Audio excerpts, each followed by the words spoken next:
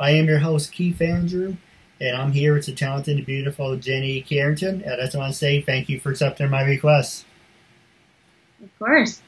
Now, for people who want to know what my talk show's about, the whole point of my talk show is to show people that even with having a learning disability, I can still amount to something. And at the same time, I'm able to turn myself into an example for people out there dealing with any types of learning disabilities and disabilities, that you should never give up and should prove to people you can still amount to something. But labels do not dictate who you are and who you're going to be, and to prove to them, hashtag break the labels. So that being said, half hour, 36 minutes every time. You have as much time as you like.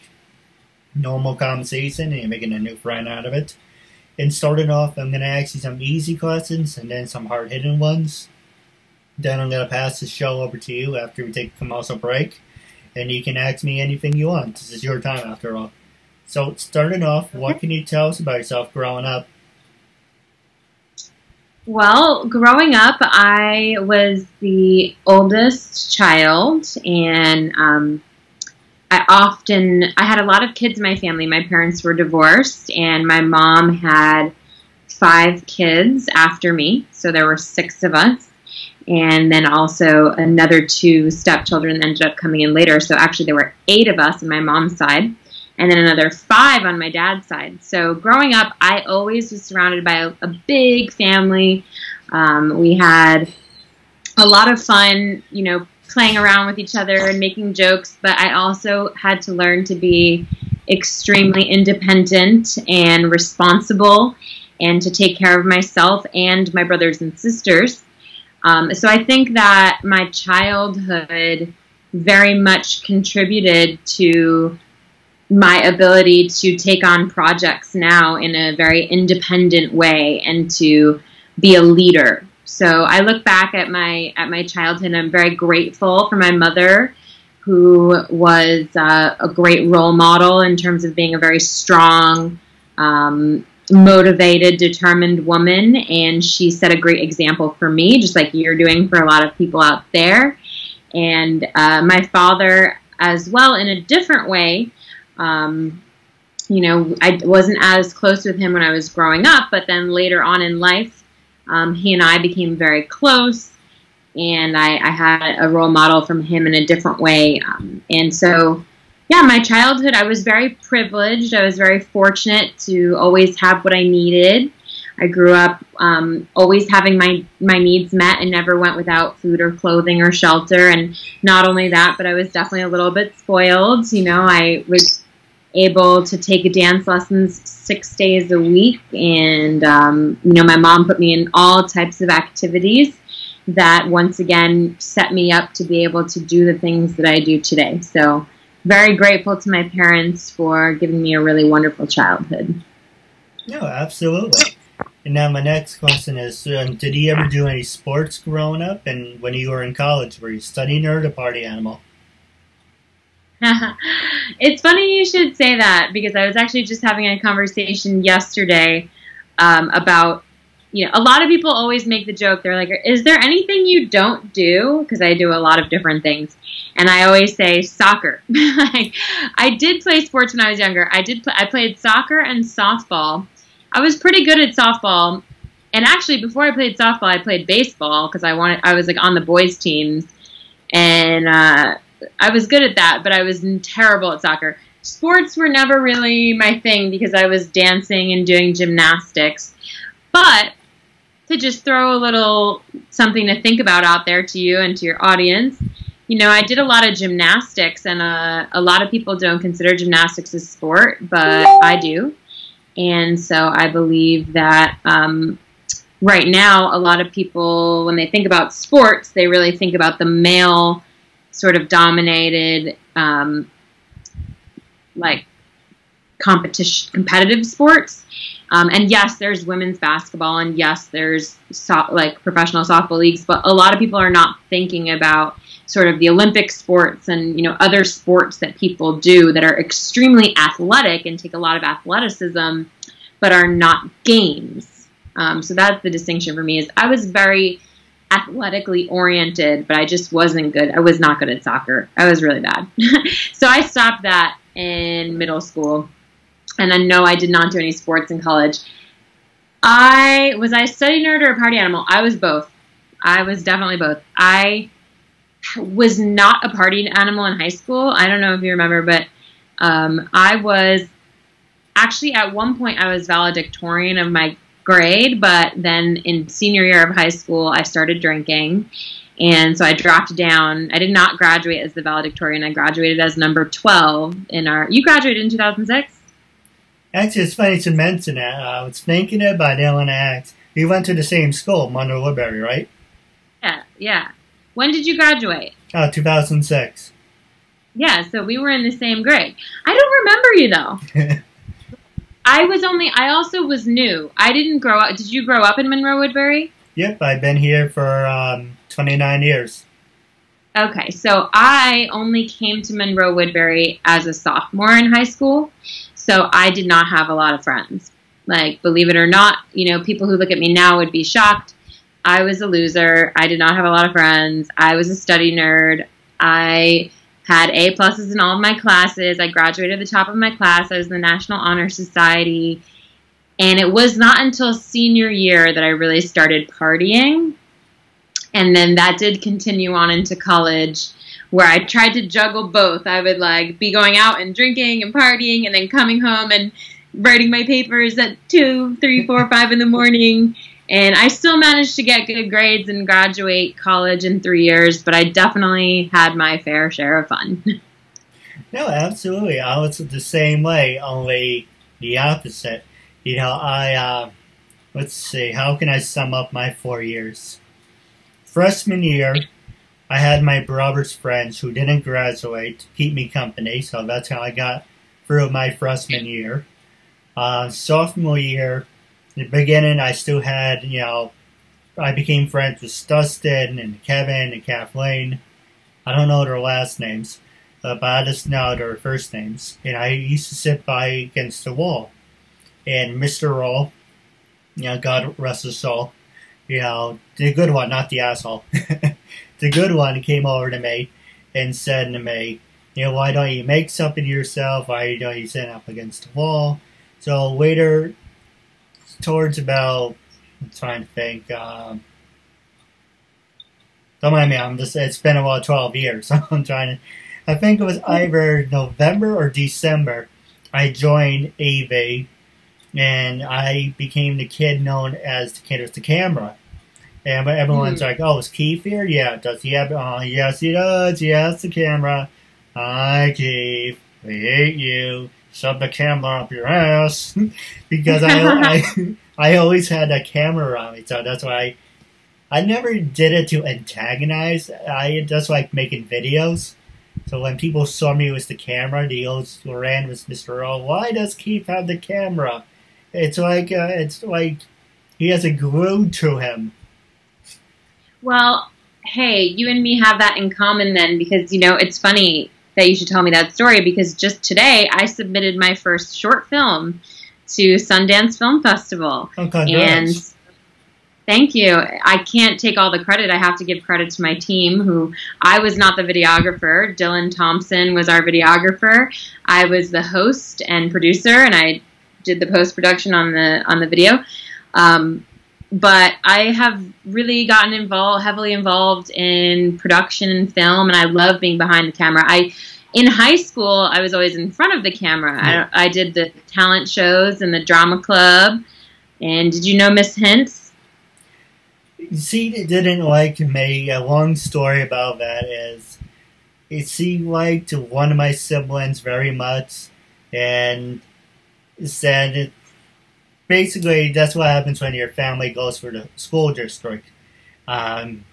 Make a fast forward, a long story. She didn't like me for whatever reason. So I did want to be, hey, you brought it up. I did want to be part of the acting because I was part of AV. It's like, oh, maybe I can get some acting skills. And I asked Mrs. Hintz, could you teach me? She said no and closed the door on me. So for whatever reason, she didn't like me or whatever vendettas he had. But yeah, I know of her. I was actually good friends with her husband. I like Mr. Hintz a lot. Every time there's an issue, he's like, why don't you go? He said this to me. He said, why don't every time there's something with your name come up, you always come to me. It's like, because I like you. He's like, yeah, but I'm not your house dean. Why don't you go to house dean? It's because they're assholes. I like you. You're easy to talk to. So he was very nice. I was in D house, so Mr. Hintz was my house dean. So I remember him, and he was very nice. And Miss Hintz did like me, but yeah. I mean, so to answer your question, yeah, I was a little bit of both, a little bit of a study nerd and a little bit of party animal. What about, we might have crossed paths in the 4 years. Have you ever been part of the audiovisual department or had friends there? At that time when I was in high school, the only time I was really a part of that was anything to do with the drama club. So I don't really remember most of the people there. I was, so busy trying to make my own friends that it was kind of hard, because, like I said, believe it or not, I didn't have a lot of friends. So I was very busy just trying to make friends in the drama club. I was the same way. I was always the outcast looking in. I was never the in-person. But, hey, you did a lot more than I did, so I take my hat off to you. And actually, that goes to my next subject I do want to ask you, but one more easy question for you. Did he ever get the chance to do any of those human pyramids, or not into the whole human pyramid stuff? Actually, you mean if you're talking about actually people kind of like a cheerleading thing. Yeah, I actually have a video somewhere on my computer at my birthday party the first year that I moved to LA. So I was in Los Angeles, and I had just moved into it was not my birthday. It was my apartment warming party. I had just moved into a new apartment, and a bunch of my new friends came over, and we did a human pyramid, and I got on top. And I do have that on video somewhere in my files, but I don't know where. So yes, to answer your question, yes, I have done a human pyramid one time in my life. I love that stuff. I'm a loser. Woo! I mean, I'm a yogi, so anything having to do with climbing on top of people, no pun intended, is something I'm into. Hey, if you ever want to help me do one, I appreciate it. I'm hardly ever up in Monroe anymore. Do you know Chris Jawanka? Is he related to Willy Wonka? No. He was in our grade too, and he had the walker. He also has a disability. He had black hair, with glasses. Yeah, he's a very good friend of mine, and usually if I ever go up to Monroe, I'll go visit him. But my family still lives there. My brother lives there as well. But I'm never even home. I mean, it's been hard. The reason it's been hard to get me on video is because I'm very busy. But, if I'm ever up there, we can stay in contact and see what we can do. You're living in Monroe still, right? Unfortunately, but yes. Where do you want to go? Where do you want to live? I hate the snow, but yet not to copy my brother, where I want to go originally was Toronto. And I'm like, wait, you said you hate the snow, but yet you want to go somewhere that has snow. So it's kind of like, that doesn't make sense. But yeah, I wanted to move to Toronto because it's a nice name. But I was also thinking about going to Battery Park. Fort Lee of New Jersey is really nice. I was thinking about moving somewhere where there's absolutely no snow. So me and my brother have this in common, so we kind of both want to go to LA, but I'm not really big on that anymore because I don't know if you saw the video, but I can find it, so you should send it to you, where LA had wildfires. So you had people driving on the highway and there's walls of fire. He's like, yeah, no thanks. I know I'm going to hell at some point, but I really don't need to get my, training wheels burn off right now. So I'm still looking. Yeah, Seattle sounds nice. A lot of rain there. It is, but hey, better the rain than the snow, right? Yeah, I guess. I like the sun. I want to go back to California. Hey, all right, so what's hard questions? What are my hard questions? All right, the first question I was going to ask you is, hang on, someone just called me. I have no idea who it is. But the hard-hitting question, actually, I'm going to say that until we come back from the commercial break. When we come back, I'm going to pass it to you, and then we got to ask all the hard-hitting ones. Okay, so Keith Andrew, I'm here with the talented and beautiful Jenny Carrington. Just want to say thank you for sticking with us. And all you're missing is a halo because you're a beautiful person. I know I'm a bad flirt. Funny, I can flirt with girls, but I have no girlfriends. Go figure. So with that being said, I'm going to ask you some of the hard-hitting questions. And the first one I was going to ask you is, who influenced you to start your career? Because, you know, I interviewed actors, actresses, models, CEOs. The one thing that caught my interest is you have your own company. So what I want to ask you is, who influenced you to start your career? And the other part is, how did you get into the business world? Those are great questions, Keith. And I don't know if I could say it was one person. I had moved out to LA because I have always had a dream of becoming a star.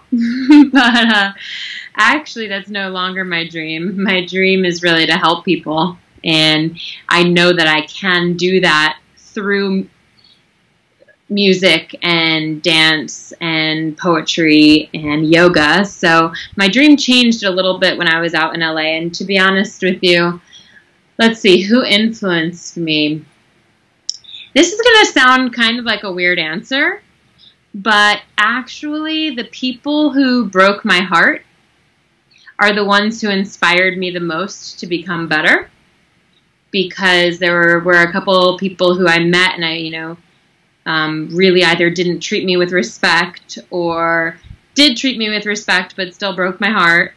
And at that time, I was very lonely. I was in Los Angeles by myself. I had moved out there. I did not have a lot of good friends. Even though I had a lot of people that I knew, I was spending a lot of time alone. And so when my heart was broken, I decided that I would look at the person who had broken my heart, and instead of being angry with that person, I would think about all the things that I was grateful to have learned from that person, even if they really hurt me. So the first person that really, really hurt me was a photographer. And so I started doing photography, and I decided that I wanted to learn photography, and I wanted to appreciate that about him. And one of the other people who really hurt me was an entrepreneur. So and when we were still talking, he would tell me a lot about his business ventures and all of his ideas that he wanted to put into business, and I found it sort of intriguing and a little scary, and I thought to myself, you know what? If he can do it, then I can do it. And at that time, I had learned a lot of skill sets, and I had graduated at the top of my class, and I knew that I had the skills and the education to start a business, but I didn't really know how to go about doing it. So I began reading, and doing a lot of research on the internet. I also was inspired by some of my work mentors when I was working. Before I moved to LA, I was working in New York City at a think tank, which is a lot of very smart people kind of just sitting around and talking about solutions to the world's problems. And I was very inspired by that as well. My mentors there, one of them was a woman by the name of Susan, and she was a very strong, confident woman who, while she didn't have her own business, she ran a business. And And so between those two things, it was like the people who were really good to me and also the people who had really hurt me, I would just look and see what I could learn from everyone. And as I started incorporating those talents and skills into my sort of toolbox of talents and skills, I said to myself, you know what? Starting a business is going to be really hard, but I'm going to try. And, you know, the worst thing that can happen is that it doesn't work. So it's been 3 years technically since I've started my business, but I actually have two companies. One of them is a nonprofit organization that is bringing yoga and holistic health programs to the community. And the other one is a media and marketing and consulting company that I basically do all of my entertainment, acting, singing, dancing, writing, producing, and business consulting under that one. So I have two different companies. And while, you know, they are successful enough to support me for some months throughout the year, they're not, you know, they say it takes 10 years for a startup business to really get off the ground. So I'm okay with that. You know, I'm really okay with the fact that I'm not making money solely off my businesses yet. But what I'm seeing is a steady increase in the amount of contracts that I'm getting and the amount of people that are watching my videos and the amount of people that are wanting to talk to me and wanting to hear more about what we're trying to do. So that gives me confidence that as a CEO, I have a team of people that rely on me and are waiting on me, you know, as these contracts come in. And a lot of those people, and shout out to anyone who's worked with me, are volunteering their time or working for, you know, I always try to give fair wages. I try and pay my people as much as I can. I pay all of my employees before I pay myself. But a lot of them have volunteered a lot of hours and really stuck by me. So I have to really be grateful that I can even call myself a business owner is because I have a team. Oh, absolutely. So what type of work do you do? I know you mentioned yoga, but what are the two main things that your company provides and stands for? So like I said, I have two companies. So my first company is a nonprofit organization called Freedom to Fit. And we have three main things that is in our mission. The first one is to provide alcohol and drug-free community festivals that center on yoga, holistic health, spiritual healing, and conscious music and art. So we are the fiscal sponsor for two festivals right now, PermaJam, which is in Vernon, New Jersey, and Unifier Festival, which is in Tolland, Massachusetts. So again, those festivals are alcohol and drug-free, family-friendly, transformative healing and arts festivals. And so that's the first thing. The second part of our mission is that we're designing a holistic health curriculum for schools, which is going to take a couple years. So that's just in the making. You know, me and my business partner have been steadily working on that. And then down the line, a third part of our goal is to eventually have a buy one, donates one model where we have anyone who's buying a high-end luxury private yoga class is actually donating yoga to a child in need. So that's a mission for, you know, that's a 5 to 10 year goal that we'll be working on as well. So that's my one company. And then my other company, GTI Enterprises, is my media and marketing and consulting company. So again, I design websites. I build websites for people. I do business marketing and branding. So sometimes I will help people design their logos or their slogans, choose what pictures they want to put on their websites, host their grand opening parties. We also help produce music festivals that are not necessarily holistic health festivals, but that are more like general music festivals. I do the media and production for that. So I consult on how to manage the team, as well as making sure that the event runs smoothly and that the videos are done correctly and that, the right cinematographers are hired and those types of things. So that's basically a media company. All right. Well, actually, while on the subject, What is your honest opinion about my talk show? Do you think I'm in the right step? Do you think there's some improvements? I think it's a great thing what you're doing, Keith. My honest opinion about your talk show is that if it's making you happy and it's bringing information to viewers, then you should keep doing it. I think that you are someone that I noticed has a lot of ambition, and you're very brave for reaching out to people that you don't know necessarily, or that might not remember you, and sort of being persistent and asking, to have me on the show. And I really commend you for taking that step and being brave, because a lot of people don't have the courage to do what you're doing.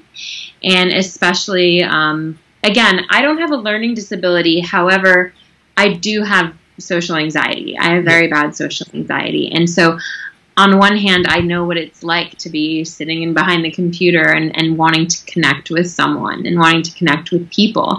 And so I'm very grateful that you were persistent in reaching out to me. And I think you're definitely on the right track.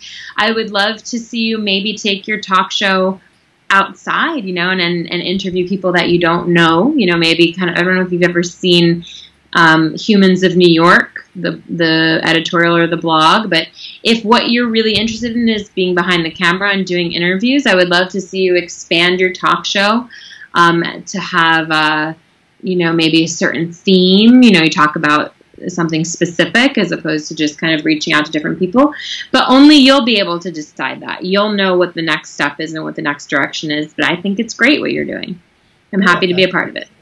No, absolutely. And now it was the last 10 minutes left, and I'll pass the show over to you. Was there anything you want to promote, anything you want to ask me, talk about? It's your time, after all. I guess, one thing I wanted to ask you was, my doorbell is ringing because I think the guy is here to get my yoga trapeze. I need to go answer my door. Trapeze in my room right now. Oh, that's fun. Sorry about that. So, yeah, the only question I had for you was that when you say that you want to make something of yourself, because I heard you say that a couple times, what do you mean? What does that mean to you? Just turning myself into an example, saying labels do not dictate who you are and who you're going to be. You should just prove them. You can set them out to something. So basically, I just want to be remembered as in, hey, remember a kid who had a disability, but look at what he was doing with his life, or he liked to be remembered for it. So what do you want to be remembered as? What legacy do you want to leave? That is a good question. Basically, I'm just trying to amount to something, and then say that's my legacy. But what is that? What is that like? Do you have a career in mind? Because you already are beautiful and you're a beautiful person, so you don't really need to be something to be appreciated and leave a legacy. But if you wanted to have a career, what would that be? I guess work for a big company and just be a little more established. Just to leave a little more of a statement, so when people think of that statement, they would think of me. Cool. Well, that's really the only question I have for you. I think you're doing a great thing. It's going to get a little loud in here, so I don't know. Maybe we want to close this up. I'm happy, to talk to you again at a different point in time. And I appreciate you bringing me on. Well, I do have a couple questions for you off the air. But wrapping up our segment, the first question I want to ask you is, are you on social media? And the second one is, when I first approached you to be a guest on my talk show, what was your first reaction and how do you feel now? So what was the first question? Oh, are you on social media? Yes. Well, that's how you reached out to me, right? You can find me anywhere on social media at Jenny Meatballs. As for, what my reaction was, I, as someone who does videos and does hosting and does a lot of live interviews, felt very empathetic and compassionate toward what you were trying to do, and I really did want to help. I was a little hesitant because I don't know you, but I felt very strongly that if I could make the time to make myself available, that it would be a great thing for you and for me. And most importantly, I wanted you to be able to have the opportunity to keep doing what you're doing. No, absolutely. Now, I do have a couple questions for you off the air about wrapping up our interview segment. It was a real honor and privilege to have you as a guest, and I'm looking forward to part 2 down the road. All right. We can definitely do a part 2.